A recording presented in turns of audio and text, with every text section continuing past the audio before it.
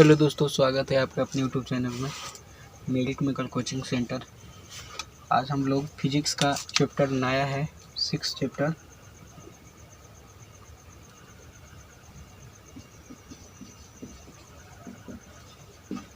Physics chapter के बारे में आज लोग लेक्चर को देखते हैं, समझते हैं। लेसन का नाम है ऊर्जा के स्रोत। ऊर्जा के क्या क्या स्रोत हैं उसके बारे में समझते हैं। तो सबसे पहले समझते हैं कि ऊर्जा क्या है। तो ऊर्जा को एनर्जी कहते हैं। तो काम करने की जो क्षमता होती है उसी को ऊर्जा कहते हैं दोस्तों। काम करने की जो क्षमता होती है उसे क्या कहते हैं? ऊर्जा कहते हैं।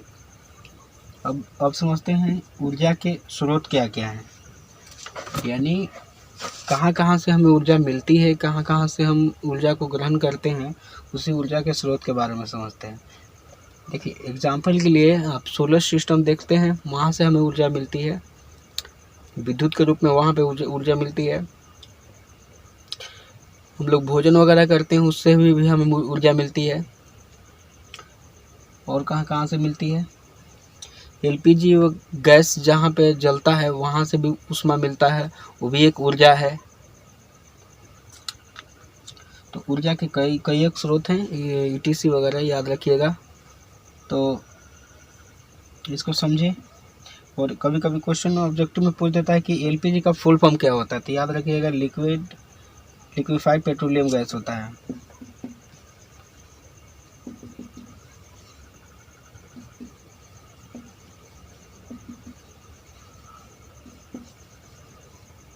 Liquefied petroleum gas.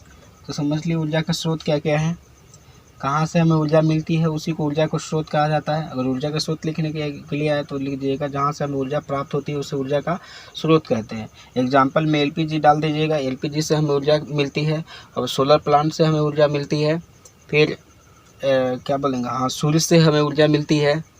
और जो हम लोग भोजन करते हैं उससे भी हमें ऊर्जा मिलती है। उसको क्या कहते हैं? ऊर्जा के स्रोत कहा जाता है, जहाँ से हमें मिलती है। अब अगला हमारा पॉइंट क्या है? तो ऊर्जा का संरक्षण है। तो हम लोग ऊर्जा को संरक्षण के लिए भी याद रखेंगे कि ऊर्जा ना तो उत्पन्न किया जा सकता है और ना ही नष्ट किया जा सकता है। ऊर्जा जो है वो प्रकृति का दिया हुआ एक उपहार है जिसको हम उपयोग करते हैं। ऊर्जा आप अपने से उत्पन्न नहीं कर सकते हैं, नहीं आप अपने से नष्ट कर सकते हैं। ऊर्जा को एक रूप से दूसरे रूप में रूपांतरण किया जा सकता है। एग्जाम्पल के लिए, अगर यहाँ पे ये मार्कर है तो हम इसको पकड़े हुए हैं, तब यहाँ पे छोड़ेंगे तो ग्रेविटी के कारण नीचे चला जाएगा ज़मीन पे। तो या तो कोई भी बल्ब जब मारते हैं कहीं पे, तो देखिए वो रेप्लिकेशन होता है, जाइएगा तो जाएगा वहाँ पे टकरा करके फिर वापस आएगा। तो ऊर्जा, या तो घर में खाना वगैरह बनता होगा, खाना जब बनाते हैं तो गर्म रहता है, कुछ देर के बाद वो खाना ठंडा हो जाता है। तो जो उसमें हीट वाली जो ऊर्जा थी, वो ऊर्जा आपके वातावरण में फैल जाती है। ऊर्जा का संरक्षण उसी को कहते हैं, ठीक है। तो याद रखेंगे, ऊर्जा तो ना तो उत्पन्न किया जा सकता है और ना ही नष्ट किया जा सकता है। उसके बाद समझते हैं ईंधन के बारे में। ईंधन को इंग्लिश में फ्यूल कहा जाता है, फ्यूल, ईंधन। तो फ्यूल किसको कहते हैं? याद रखेंगे कि ईंधन उसे कहते हैं जो जलने पर, मतलब कि ईंधन उसे कहते हैं जो जलने पर अवशेष ना छोड़े। अवशेष करने का मतलब जो राख बचता है वो ना छोड़े, उसे क्या कहते हैं? ईंधन कहा जाता है। तो याद रखेंगे, ईंधन उसे कहते हैं जो जलने पर अवशेष ना छोड़े, या ना छोड़े का मतलब कम मात्रा में छोड़े, ना के बराबर उसको कहते हैं। तो लिखेंगे, ईंधन उसे कहते हैं जो जलने के बाद अवशेष ना छोड़े, उसे ईंधन कहा जाता है, ठीक है ना। तो जलना को फिजिक्स के भाषा में दहन कहा जाता है, ठीक है। तो उस जगह पे दहन लिख सकते हैं, तो जलना भी लिख सकते हैं, कोई दिक्कत नहीं होगा। एग्जाम्पल के लिए कोयला डाल सकते हैं, पेट्रोलियम डाल सकते हैं, प्राकृतिक गैस हो गया, लकड़ी वगैरह हो गया।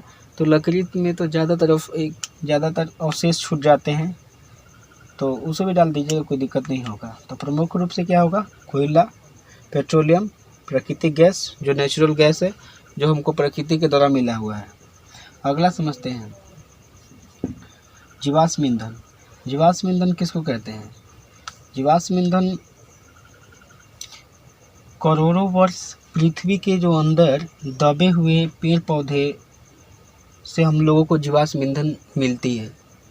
अब ये दबता कैसे है, कभी कभी अचानक भूकंप आने के कारण, भूकंप भी हल्का फुल्का वाला नहीं, थोड़ा सा ज़्यादा भूकंप आता है, जिसके कारण पेड़ पौधे ज़मीन के अंदर चले जाते हैं और लाखों साल के बाद वो एक चट्टान के अंदर दबे रहते हैं, जो ऑक्सीजन के संपर्क में नहीं आते हैं, तो वो एक विशाल रूप ले लेते हैं और वही रूप लेकर के हमें जीवाश्म ईंधन के रूप में, यानी कि कोयला बन जाता है, या तो पेट्रोल बन जाता है, या तो गैस वगैरह पेट्रोलियम बन जाते हैं, उसी को क्या कहते हैं, जीवाश्म ईंधन कहा जाता है। तो जीवाश्म ईंधन में आप डाल सकते हैं क्या, एल डाल सकते हैं, पेट्रोलियम डाल सकते हैं, तो कोयला डाल सकते हैं। ठीक है, इसको समझे, फिर आगे समझते हैं। स्थितिज ऊर्जा, स्थितिज ऊर्जा उसको कहते हैं जो संचित रहता है, मतलब स्थिर है, उसको कहते हैं। जैसे में बांध बना करके आप लोग पानी का मतलब इकट्ठा करते हैं, जिससे आर्टिफिशियल बांध बनाते हैं, तो आर्टिफिशियल जो बांध होता है, जो हम खुद लोग जो बांध बना करके पानी को इकट्ठा करते हैं, जोड़ करते हैं, तो उसे क्या कहते हैं, वही पानी जो होता है स्थिर है, उसको कहते हैं स्थित ऊर्जा। तो स्थित ऊर्जा के एग्जांपल ऑब्जेक्टिव क्वेश्चन में पूछता है कि बांध बना करके जल को संरक्षण करना या रखना कौन सी ऊर्जा कहलाती है, तो आप मारेंगे स्थित ऊर्जा। ठीक है, तो स्थित ऊर्जा से समझ में आ गया कि जो अस्थिर है, ऊर्जा उसमें है लेकिन स्थिर है। अगला हमारा क्वेश्चन है, किसी भी वस्तु को खींचना कौन सा बल है। ऑब्जेक्टिव क्वेश्चन में आएगा कि किसी भी वस्तु को खींचना कौन सा बल है, तो मतलब कौन सा बल लगता है, तो उसमें तो मांसपेशिया बल लगता है, हमारे शरीर का मांसपेशिया बल लगता है किसी वस्तु को खींचने के लिए। अगला हमारा क्वेश्चन है, ऊर्जा के अनवीकरणीय स्रोत। तो अनवीकरणीय स्रोत से याद रखेंगे कि जिसको पुनः प्राप्त, मतलब कि पुनः प्राप्त नहीं किया जा सकता है, कम समय में, उसे क्या कहते हैं, ऊर्जा के अनवीकरणीय स्रोत कहते हैं। ऊर्जा के अनवीकरणीय स्रोत उसे कहते हैं जो पुनः प्राप्त नहीं किया जा सकता है कम समय में, उसे ऊर्जा के अनवीकरणीय स्रोत कहते हैं। एग्जाम्पल के लिए कोयला हो गया, पेट्रोलियम हो गया, नेचुरल गैस हो जाता है, ये सब आसानी से प्राप्त नहीं कर सकते हैं। एक करोड़ों नहीं लाखों साल लग जाते हैं इसके पृथ्वी के अंदर दबे रहने के कारण, तब जाकर पेट्रोलियम या कोयला का निर्माण होता है, तो इसको आप आसानी से प्राप्त नहीं कर सकते हैं, इसलिए अनवीकरणीय स्रोत। और यहाँ से याद रखें ऊर्जा के नवीकरणीय स्रोत किसको कहते हैं। एग्जाम्पल में आएगा कि कोयला क्या है, पूछता है कि कोयला क्या है, ऊर्जा के नवीकरणीय स्रोत है कि अनवीकरणीय स्रोत है, कि दोनों है, कि इनमें से कोई नहीं, तो आप मारेंगे क्या, तो अनवीकरणीय स्रोत ऑब्जेक्टिव क्वेश्चन में। यहाँ पे याद रखेंगे ऊर्जा के नवीकरणीय स्रोत। ऊर्जा के नवीकरणीय स्रोत उसको कहते हैं जो आसानी से मतलब प्राप्त किया जा सकता है। जैसे में जल से विद्युत की तैयारी, जैसे जल से जो होता है विद्युत हम लोग तैयार कर सकते हैं, लाइन, उसको वो आसानी से हम लोगों को प्राप्त हो सकता है, मतलब ख़त्म भी हो जाएगा ऊर्जा तो हम लोग तैयारी कर सकते हैं कुछ केमिकल वगैरह मिला करके। तो याद रखेंगे ऊर्जा के नवीकरणीय स्रोत में जल से विद्युत की तैयारी, और इसको समझ में आ गया। ऊर्जा के नवीकरणीय स्रोत, इसको आसानी से प्राप्त किया जा सकता है, इसको आसानी से प्राप्त नहीं किया जा सकता है। अब आगे चलते हैं। देखिए ग्रीन हाउस प्रभाव, ये भी एक क्वेश्चन है। ग्रीन हाउस प्रभाव में याद रखेंगे कि कुछ गैसें हैं जो ग्रीन हाउस प्रभाव के लिए उत्तरदायी होती हैं। तो इसका पहले डिफिनेशन समझते हैं क्या होता है।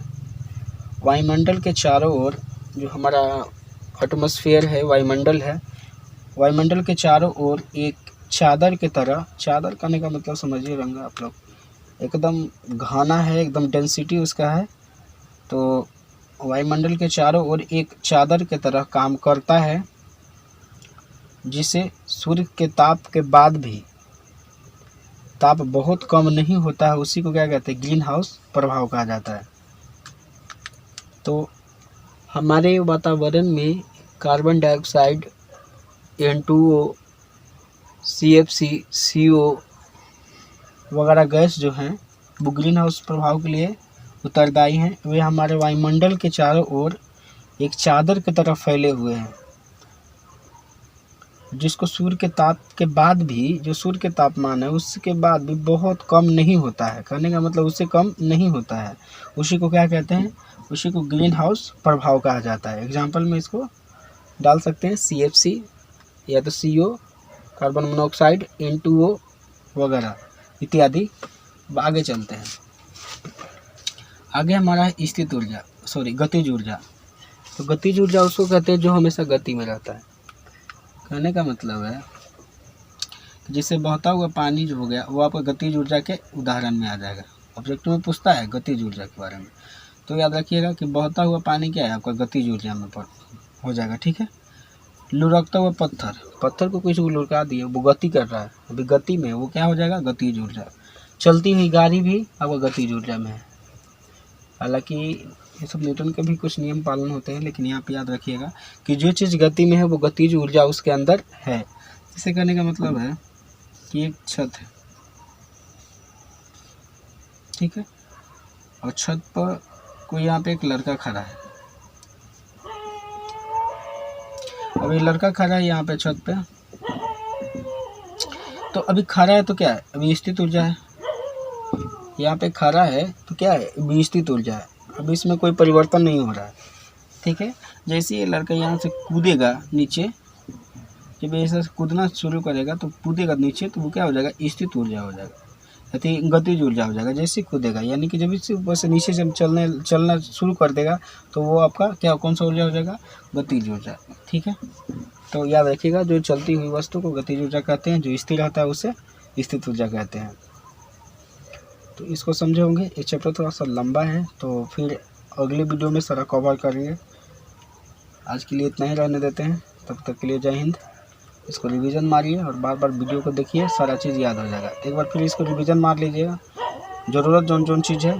तो ईंधन से याद रखिएगा, ईंधन को ऑक्सीजन के संपर्क में जलाते हैं, अवशेष के रूप में नहीं कुछ बचना चाहिए, उसको ईंधन कहेंगे, फ्यूल कहा जाता है। ठीक है।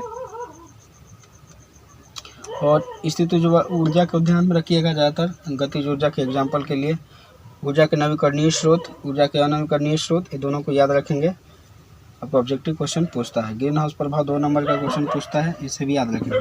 ठीक है।